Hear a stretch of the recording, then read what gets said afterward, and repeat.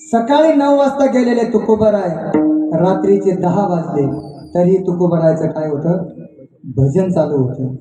तुकोबराय भजन करत असताना त्या रस्त्याने काय झालं, 4 चोर चालले. मामाजी 4 चोर चालले त्या रस्त्याने.